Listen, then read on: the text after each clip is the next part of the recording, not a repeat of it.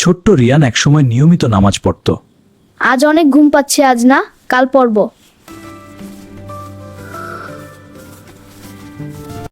আজানের শব্দ শুনেও সে উঠত না।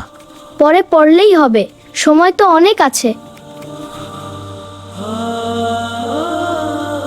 রিয়ান, ফজরের নামাজের সময় হয়েছে, উঠো বাবা।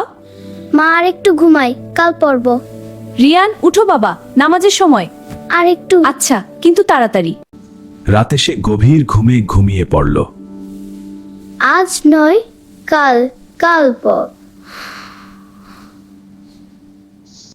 স্বপ্নে রিয়ান দেখল সে মারা গেছে। এটা কোথায়? আমি কেন এখানে?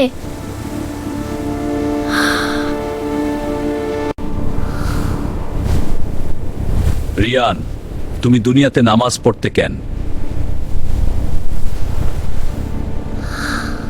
রিয়ান ভয় পেয়ে গেল। আমি ভাবতাম কাল পড়ব, সময় তো অনেক ছিল।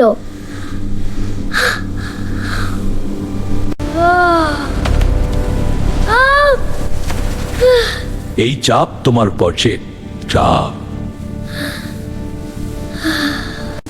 সাপ ও বিচ্ছা তার দিকে এগিয়ে আসতে লাগলো। না, আমাকে বাঁচাও, আমি নামাজ পড়ব, প্রতিদিন পড়ব।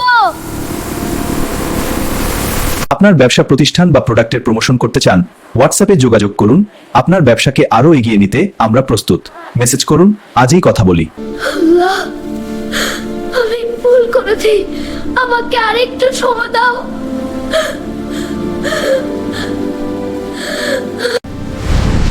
আগুন, আমার শরীর জ্বলে যাচ্ছে।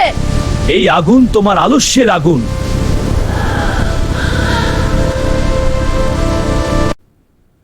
মা, আমি স্বপ্নে কবর দেখেছি, খুব ভয়ঙ্কর ছিল।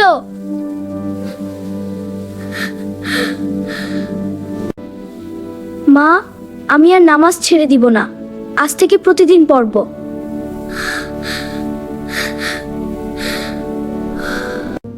আল্লাহ, আমাকে ক্ষমা করো। সকালে রিয়াম করে নামার জন্য প্রস্তুত। আল্লাহ, আমাকে ক্ষমা করো, আমি আর কখনো কাল পড়ব বলবো না।